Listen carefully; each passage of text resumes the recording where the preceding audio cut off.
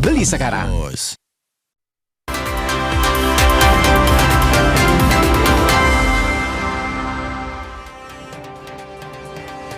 Kompas Petang kami lanjutkan, Saudara. Pemerintah merespons demo 8 tuntutan mahasiswa yang berlangsung di kawasan Sudirman.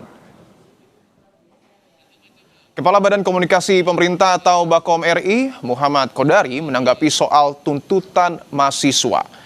Kodari mengatakan akan mendengar segala tuntutan dan mempersilahkan masyarakat dan mahasiswa menyampaikan aspirasi karena Indonesia negara demokrasi. Mereka dianggap seperti musuh negara. Tapi faktanya mereka tidak sama sekali menilai kita, teman-teman. Mereka bukan kekerasan kepada kita. Mereka menindas kita. Masih berbicara dan tidak membiarkan saya mengatur mereka. Bukan Anda saja.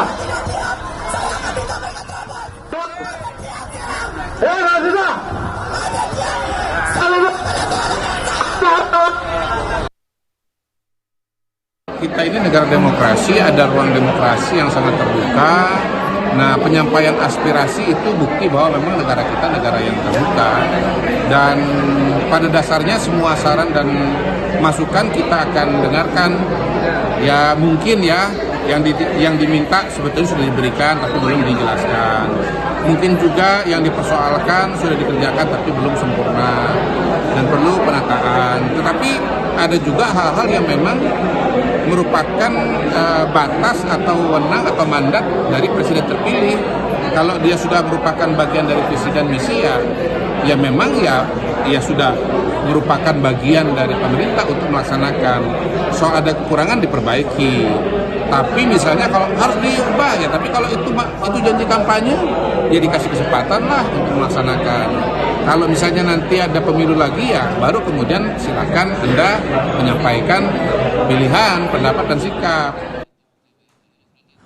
Dan ini adalah situasi terkini di sekitar area Bundaran HI Jakarta, tempat aksi demonstrasi berlangsung yang dilakukan oleh mahasiswa ataupun Badan Eksekutif Mahasiswa Universitas Indonesia. Ada 8 tuntutan yang kemudian disuarakan oleh mahasiswa. Beberapa di antaranya yang penting untuk kemudian dibahas adalah terkait dengan hentikan korupsi, kolusi, dan nepotisme, turunkan harga kebutuhan pokok dan BBM, evaluasi total makan bergizi gratis dan KDMP, termasuk juga menghentikan pemangkasan TKD. Sejumlah aparat polisi di Jalan Jenderal Sudirman sedang berjaga dan membentuk sebuah barikade, Saudara, untuk kemudian memastikan mahasiswa tetap melakukan aksi demonstrasi di tempat yang sudah ditentukan oleh polisi.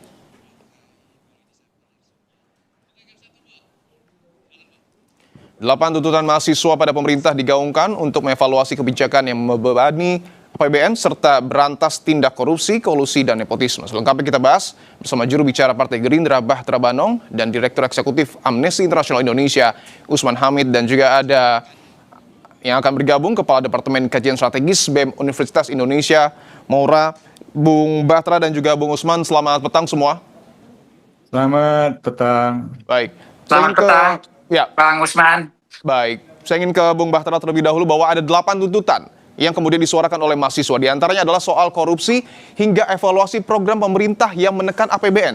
Tanggapan Anda, Bung Bahtera? Ya, tentu yang pertama kami menghargai, menghormati setiap penyampaian aspirasi, dan ini juga kan diatur dalam undang-undang bagaimana kebebasan berpendapat, berkumpul, berserikat.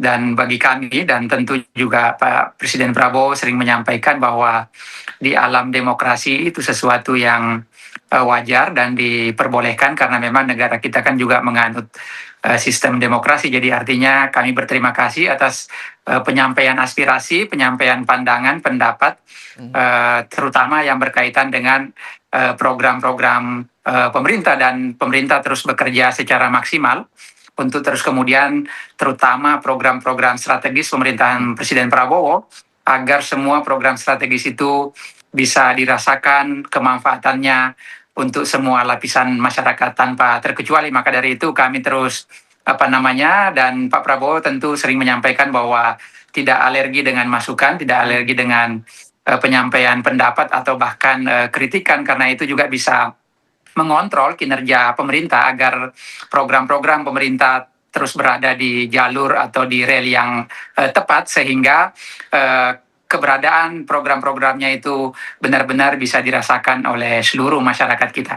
Oke, sebelum saya akan menanyakan poin apa yang kemudian akan disuarakan oleh mahasiswa kepada Mora, saya ingin terlebih dahulu ke Bung Usman. Apakah kemudian, Bung Usman, aspirasi yang disampaikan oleh mahasiswa ini betul-betul merepresentasikan situasi di tengah masyarakat? Ya, jelas, sangat jelas merepresentasikan. Karena mahasiswa memiliki pengetahuan yang cukup sebagai kaum terdidik untuk mengetahui apa yang dirasakan atau apa yang dirisaukan oleh berbagai lapisan masyarakat. Jadi, mobilisasi protes mahasiswa atau bahkan intelektual para guru besar saat ini bukan sekedar protes. Ini adalah ujian apakah pengetahuan yang mereka miliki melayani kebenaran atau melayani kekuasaan. Dan pengkhianatan bisa terjadi kalau mereka, para mahasiswa, para sarjana, para intelektual, justru meninggalkan panggilan mereka, yaitu mengejar nilai-nilai keadilan, mengejar nilai-nilai kebenaran dengan akal budi dan ketidakberpihakan. Apa yang mereka lakukan hari ini dengan 8 tuntutan, misalnya menolak penjajahan, atau hentikan korupsi, kolusi, dan nepotisme, wujudkan reforma agraria, turunkan harga BBM, harga kebutuhan pokok, sampai dengan evaluasi proyek strategis nasional yang boros anggaran, adalah hal-hal yang seringkali kita temukan dalam pembicaraan di masyarakat gitu. Yang terakhir Sukajaya terkait dengan sengketa agraria. Jadi saya kira mereka memiliki pengetahuan untuk menyampaikan kegelisahan masyarakat. Ya, karena ada perwakilan juga dari pemerintah, saya ingin memberikan kesempatan kepada Ketua Departemen Kajian Strategis BEM Universitas Indonesia untuk menyampaikan apa sesungguhnya aspirasi yang kemudian ingin disuarakan oleh mahasiswa dan mendesak untuk dilakukan oleh pemerintah saat ini, Mora. Kami rasa bahwa ke-8 itu menggerakkan pada itu tidak terdeteksi kadar menjadi ruang yang relatif berjalan. Gerakan kami pada hari ini itu perlu dipahami dari akar dan beragam agar membawakan merebut kemerdekaan. Itu berasal dari perasaan yang berkajian serta konsolidasi yang kami lakukan yang pada akhirnya sampai pada kesimpulan bahwa hingga saat ini Indonesia belum merdeka. Merdeka itu bukan berarti merdeka dari penjajah, tapi merdeka juga berarti merdeka secara ekonomi, merdeka juga secara politik, dan juga saat ini apabila ditanya pada kaum buruh tani, kaum kota, merdeka itu ada di mana? Ketika teman-teman dan masyarakat bisa melihat bahwa beberapa hari yang lalu ada seorang syukur yang dimarahi dan diintimidasi ketika melarang untuk ketika menolak untuk menaikkan biaya terhadap sebelum merdeka, dia kemudian mendapatkan tindakan intimidasi. Sekarang pertanyaan, sekarang berpikir adalah berikan merdeka itu atau mohon maaf kami potong karena kami akan memperbaiki audio dari Mora ya, tapi kami ingin ke Bung Bahtera terlebih dahulu bahwa kita tahu aksi demonstrasi yang kemudian sudah dilakukan oleh mahasiswa juga sebelumnya pernah dilakukan bahkan di tempat yang sama. Tapi bagaimana kemudian pemerintah meyakinkan kepada kita semua, termasuk publik dan mahasiswa, bahwa aspirasi ini betul-betul akan didengar dan dilakukan oleh pemerintah?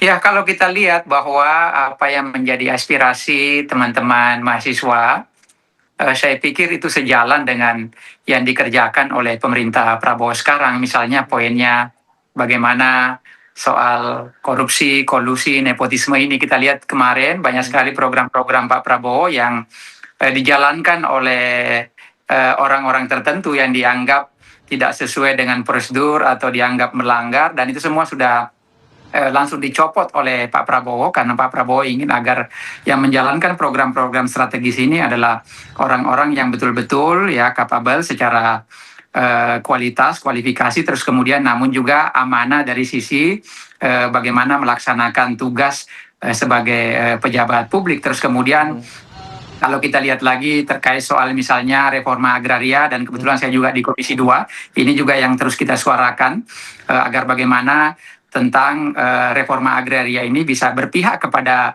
rakyat kecil, bisa berpihak kepada rakyat kita. Dan sekarang DPR juga sudah membentuk panja atau pansus bagaimana penanganan reforma agraria ini. Terus kemudian terkait hubungan pusat dan daerah, kita tahu sendiri bahwa Pak Prabowo dengan kondisi fiskal yang tentu kita tahu di tengah efisiensi ini baru saja beberapa minggu yang lalu Pak Prabowo mengeluarkan kebijakan untuk membantu daerah, kemudian Kementerian Keuangan mengucurkan kurang lebih 18,9 triliun untuk kemudian membantu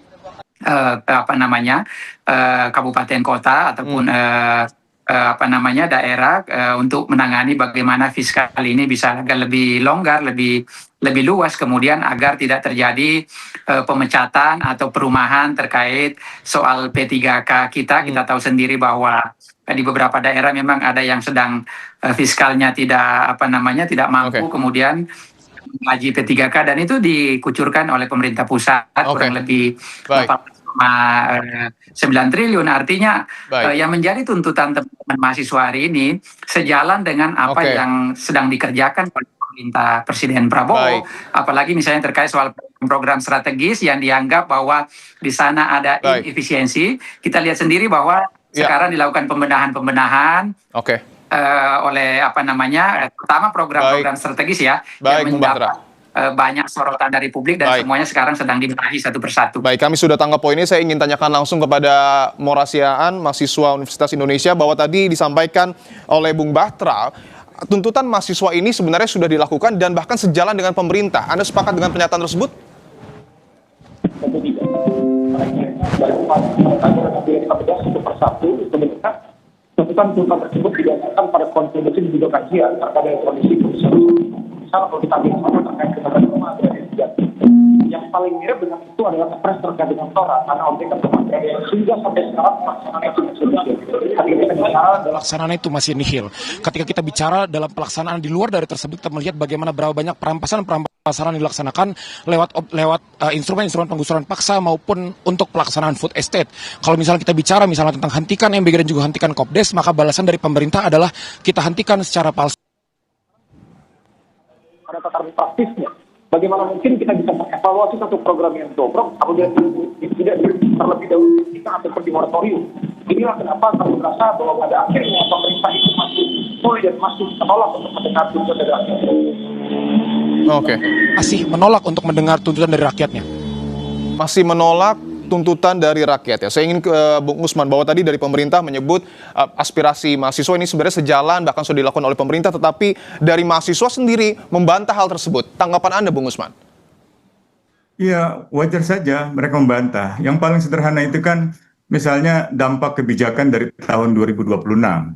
Tadi disebutkan oleh Mora kalau tidak salah dan juga oleh juru bicara pemerintah soal alokasi untuk daerah. Pemerintah dalam pandangan para mahasiswa mengurangi transfer ke daerah sebesar 25%, dan bahkan dana desa itu hingga 58% dipotong demi mendanai program-program unggulan yang boros anggaran, misalnya MBG atau misalnya Koperasi Desa Merah Putih dan Kampung Nelayan Merah Putih.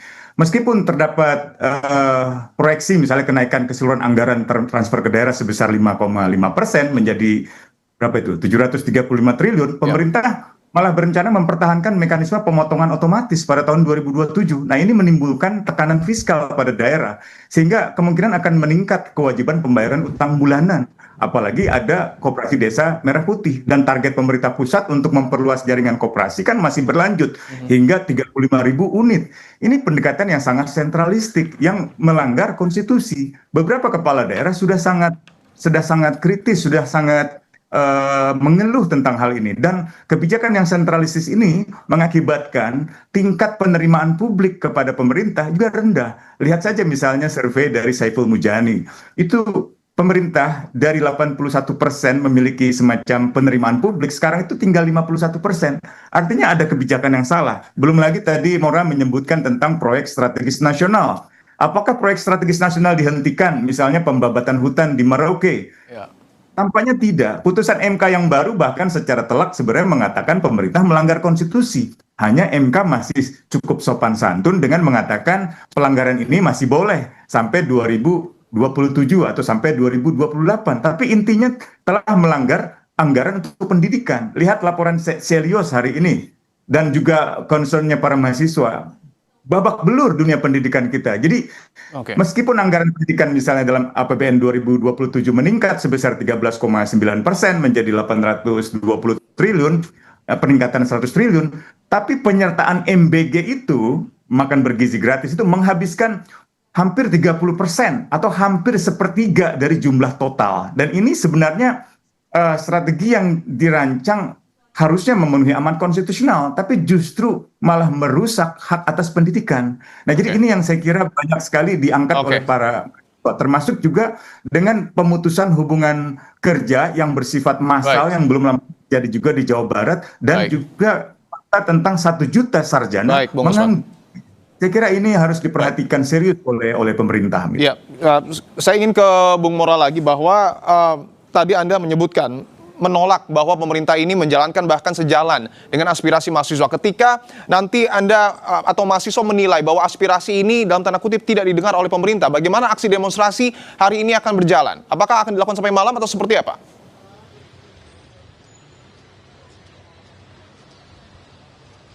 Penolakan tersebut telah kami terima berkali-kali.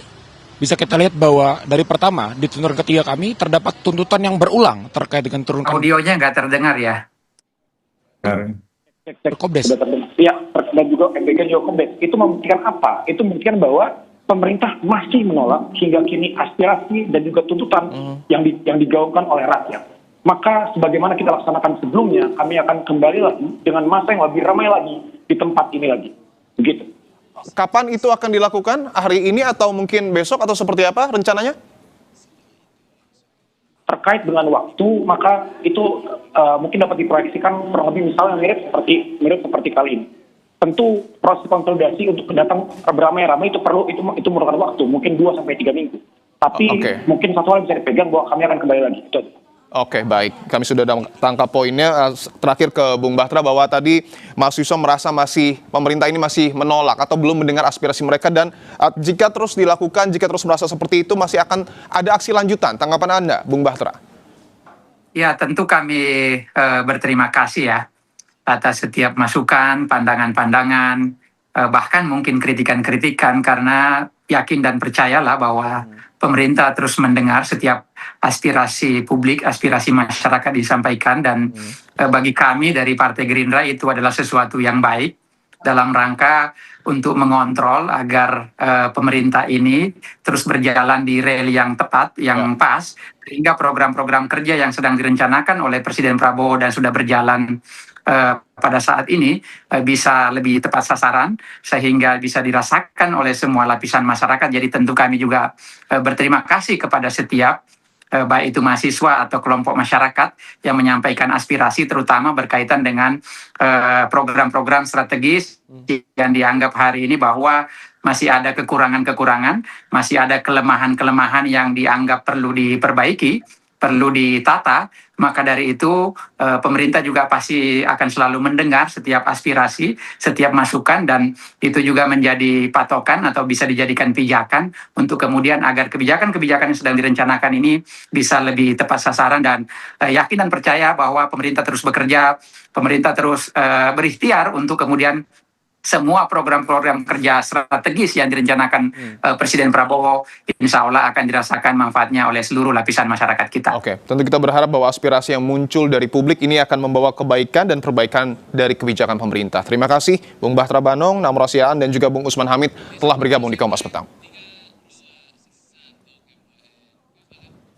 Kompas Petang masih akan kembali usai jeda dengan informasi mengenai Pengadilan Negeri Jakarta Selatan menggelar sidang perdana terkait gugatan pra-peradilan